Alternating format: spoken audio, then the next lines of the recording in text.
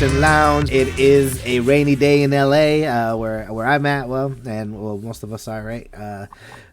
Hopefully we have subscribers and listeners all over the globe. We're here with Hector and Gio, as always, my awesome co-hosts, and we're gonna talk about something that really made me really angry, actually. Something that I think that we need to address really seriously when it comes to talking about the Democratic Party, right? So Gio sends me this article regarding the vote on the $15 minimum wage. He informs me that 8 Democrats decided to vote no. These are Democrats all over the country, right?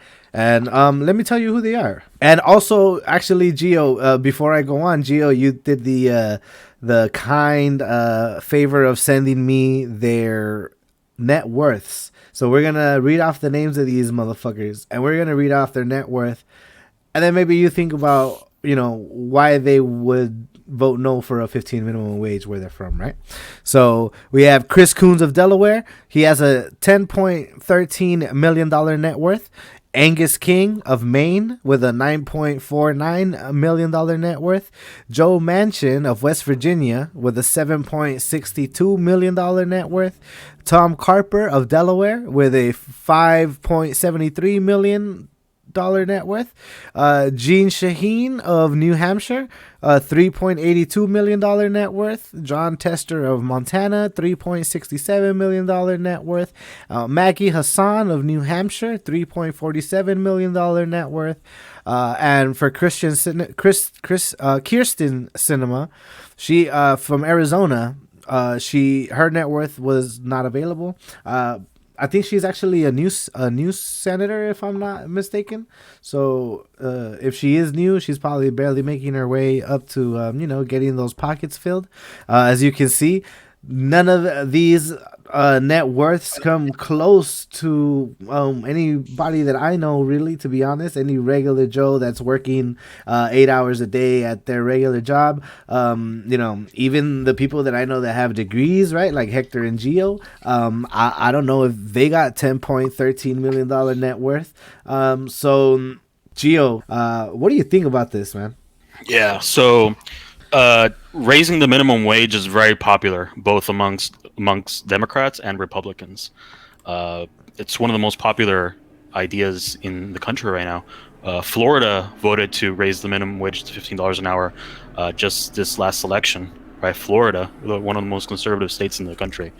So the fact that these people would not, these senators, right, these 8 senators, Democratic senators, right, the party that's supposed to be for the working people, did not vote to raise the minimum wage is pretty idiotic, and it shows the oligarchy in full view, right, of where the priorities lie. And we know there's a pretty good indicator of why they voted for in the way they did, right?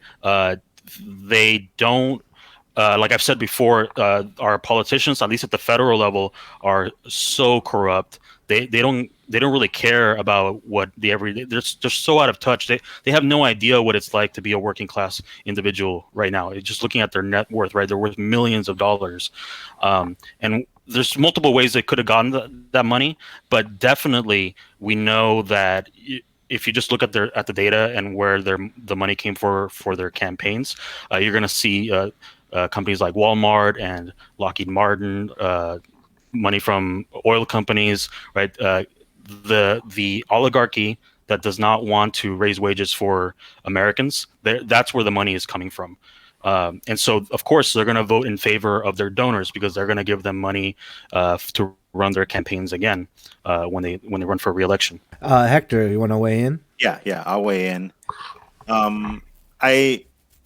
So since I already have my mind set up on this matter, I'm not gonna entertain the excuses, for too long. However, I think that some of the reasons that were given by these Democrats that voted no are worth calling out. So I have here Democrat from West Virginia, Joe Manchin. Mm-hmm. Or is it New Hampshire? No, he's West Virginia. Yeah. West Virginia. Okay, West Virginia. So he said, and I quote, "I'm supportive of basically having something that's responsible and reasonable." End quote. To give context as to what he means that like he thinks that $15 an hour is not responsible or reasonable, and he wants to push for something that is right. Um, Another one is Jean Shaheen, Gene Shaheen. Shaheen, New Hampshire, I think. Her New Hampshire. quote, her direct quote on the matter says, and I quote, "I support the minimum wage increase, but I'm concerned about including the tipped wage provision because of the current status of restaurant industry. We have so many closings, right? So it's like all these excuses remind me of like male politicians getting together to talk about like abortion reform. It's just like this is about paying the people, and this is about paying the people now. It's not about paying the people tomorrow or paying the people in the future. Although the $15 minimum, it won't be raised to 15 until 2025. Jill, was that right? 2025. That was part of the provision, yeah. Yeah. So even then, we're still gonna wait, right? We're still gonna have to wait to see those $15 an hour at the federal level. And this is very upsetting. And I'm with you, Alan. It is upsetting because like every day that goes by, every week, every month, it's just another chance to get pulled down further away to catching up to inflation. And this is something that should have been done a long time ago. One of you two please help me with like where we currently should be at if we did keep up with inflation? Alan, you throw out this number. Yeah, I don't really know exactly. Like I told you, I read an article like maybe 3 years ago, maybe, and at that point, yeah, Gio, if you want to do the research while I talk here, it was at like $23 or something like that. Like that $23 an hour should be like the baseline if we caught up to inflation, and if you add for productivity, right? Like there's mad money being made, especially like in California, right? With Silicon Valley and the farming industry. So there's so much going on that all that money can be spread around to everyone, right? But it's just when you have even Democrats that are voting no on this. And Gio, do you have a number yet or at all? Yeah, it should according to match with productivity gains and how it's been increasing over the last couple of decades. It should be $24 an hour right now, and by 2025, it should be $30 an hour. Okay, so we're only going to be at half. We'll be at half. Yeah, 2025, we're at half. Okay, that's garbage. Yeah, they're crying, Dick. Like they're crying, like if you're taking away their fucking chicken nuggies, right? Like we're not taking money from you, right? We're not taking money out of your pocket. But you got money to bomb fucking Syria. You have money to fucking do this other shit. Like you got money for that, right? But schools. There's schools in fucking in cities, in inner cities that are garbage. All over LA. There's homelessness. There's all this other stuff. There's no money for that. We're voting no on that. Like how is it possible that? And like you said, like it's like a bunch of guys telling girls what they should be able to, women what they should do with their body. Like you don't know what the fuck it's like to be poor.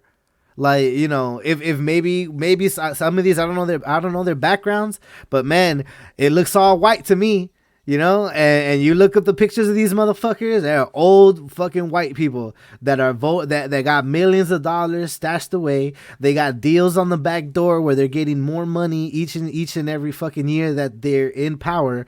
On top of that, they're using the stepping stone to get more people that like they know, get family members and whoever the fuck friends that are also rich to get in on politics. This is how it works, right? They keep it an inner circle with all these rich people. You get there and these people are just using politics as stepping stones to make money, right? There's no reason why any fucking politician in America should have that much money, dude, unless you got another side business where you're doing something amazing, or where you're actually earning it. But what else are these guys doing? I've never heard of anything else these guys are doing to merit all this money that they have as net worth. To me, it's insane that we're allowing it, and this is something that we did allow, right? Because these people get voted in.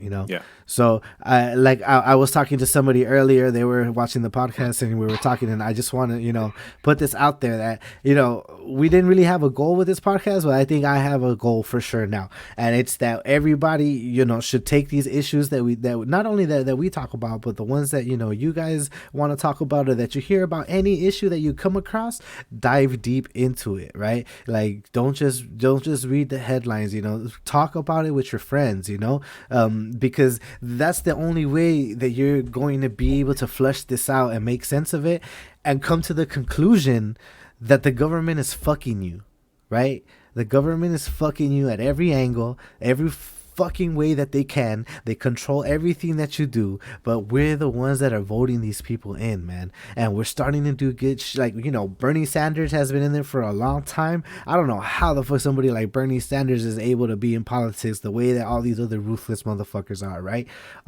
It makes no sense. Like, you can go back to when Bernie Sanders was in college and he was getting arrested for fighting for civil rights, right? So he did the work when he was young. He believed it when he was young, and it traveled all through to now, and it's gonna be the way he dies. He's gonna die with that legacy that he fought for, and the records are there. He's fighting for the people, like, all the time. There's never one time that he's not up there just giving a long speech about how the people are not getting what they need. And it was thanks to him that we got to vote on this, right? Like, they didn't want to include it in the bill, but because he's the chair of the budget committee now, he had the ability to put it on for a vote. And it was all because of him. Yeah, and if it wasn't for him, we would have never even heard about universal health care, right? Like, that wasn't even like a conversation that anybody was having that I remember, until he came up and he's like, hey man, like, people shouldn't have to decide whether they can go to the hospital or not based on if they're working and they're getting health insurance to if they're paying for their health insurance. Everybody should be covered at a baseline, like, just like we're talking about 15 minimum wage, right? There should be a fucking baseline, and then we can adjust for different cities where people should be making more or people should be making less, based on how much it costs to live there, right? Everything should be adjusted, but baseline, right, where we're not even half, like Gio just said, we should be at 30 by 2025, and these guys are saying, hey guys, can we get to 15 by 2025? Like, and these fools are like, no. And like, we're so we gotta keep putting these people in, right? Like AOC, she, before she became a politician, she was a fucking bartender, man. Like, she went to school, she had her shit together, right? But she was working at a bar, making money, just doing regular people shit, right? She gets inspired to get into politics, and now people hate her, bro. She's like the most hated politician as far as the right goes. When they target somebody, bro, they hate this woman. You watch Ben Shapiro's shit, he fucking hates her. You watch Ben Crowder, he fucking hates her. You watch anybody on the fucking right, dude, they do not respect AOC at all, bro. They talk about her like in the worst fucking possible way, like, and she gets it more than anybody else, to be honest. And that's fear, right? The way that even the Democrats go after somebody like Bernie Sanders, that's fear. So when people like that start to go after Bernie, like people like Bernie, you keep an eye on those people, and you're like, yo, these people are the ones that are stalling all the fucking change, even on our own side, right? So we have, and this goes back to something, I know I'm fucking ranting like a motherfucker, right? But this goes back to what we were saying, how there's no, like, people want to, like, the right wants to say that there's like extremists on the Democrats, like, that the Dems go too far. Like, bro, we can't even get all of them to vote yes on something like this, like, so even like there's no equivalency to like the insanity that's going on the right, because, bro, nobody in the Republican Party voted yes for this shit. Republicans, like, do they not understand that they also have a base of people that need this? Like this isn't a democratic thing, Yeah. you know? The majority of the people that vote that voted for them needs it. Like, Right. the majority of people are not rich. And We know that. they all voted no for the stimulus relief also, right? It goes to show you that we do not live in a democracy, not even like a democratic republic, right? Because what the people want is not what is done in the government. Yeah. So just to finish up what I was saying, just because I want to drive this point, to kind of show where my mind is with this now. I'm 100% convinced that we got to pay the people, and like I was saying before, like there's no like direct solution to poor wages other than increase wages. Like there is no direct solution. Like I've heard many different alternative solutions. I've heard many other supplementary solutions and speculative solutions. None of that is going to get us there quicker than direct increase of wages, right? Right, yeah. And we're already at the point where you have Alan, you brought up other states, right? And their wages. We're at the point where like the state is doing that job on their own for their own people. They're increasing or trying to increase wages on their own. California, we're already at $14 an hour. I think 15 if you have over like 29 employees or 30 employees, right? So we're already there, but we're still, like we said before, $15 an hour is not enough in California. It's just not enough. And, you're talking about the majority of states that don't even go past $10. I think only like 7 or 8 states go past $10, and only like 1 or 2 or 3 of those states go like as high as 14 or 13. And then Washington, D.C. is at the highest at $15 an hour. And yeah, so the federal government has failed in this part. They are not a lot of other parts, but in this particular aspect, like I'm just over have they failed, Hector? Well, they didn't try. No, this is by design. Right? So like if we didn't have like the rest of these other fucking Democrats that have common sense, they wouldn't give us shit. Right? So like we're fighting for this. So this is something that they've had in place for a long time, and it's because that's how they want it. They're straight up lying to us because the reason they didn't want to include the $15 minimum wage in the COVID bill was because they were putting it through a procedure called budget reconciliation, and the rules are that you need to have anything that goes through that has to be related to the budget. And they're claiming that the $15 minimum wage has nothing to do with the budget, but that's a straight up lie, because by raising wages for people, you're actually more people would pay taxes, which would increase revenue to the government, and that would definitely affect the budget. So they're straight up lying to us. Right. Yeah, it's all based on deception, right? And they count on people not doing the fucking research, right? Like they hear the headline and they see the basic they see the first layer of everything, and they're like, "Oh, well, this is fine," or they oh, well, that makes sense, that's why he's against it. But bullshit. Like Hector, you just brought up the fact that Joe Manchin was saying that he wants to do something that's reasonable, but doesn't bring up any fucking other solution, right? So, you're being vague, and, you were told by somebody or someone that has you in their pocket to vote no on this. That's really what it is, right? Either through lobbying or, money in politics. That, another thing that Bernie Sanders has been advocating to get the fuck out of is that there's no reason why, anyone should be able to pump money into these guys. And it happens on the local level. It happens in, in the federal level. It happens on every level of politics, right? There's shady stuff going on with money, and they're persuading these politicians to vote against us. It's really unfortunate, and I'm hoping that through this podcast, just people just talk it out, because this is definitely stuff you should know. And we now that we have the internet like readily available for everyone, there's a bunch of YouTube channels. You don't just have to watch this one. You can watch a bunch of other ones, like ones that I watch, like David Pakman. That's a good guy.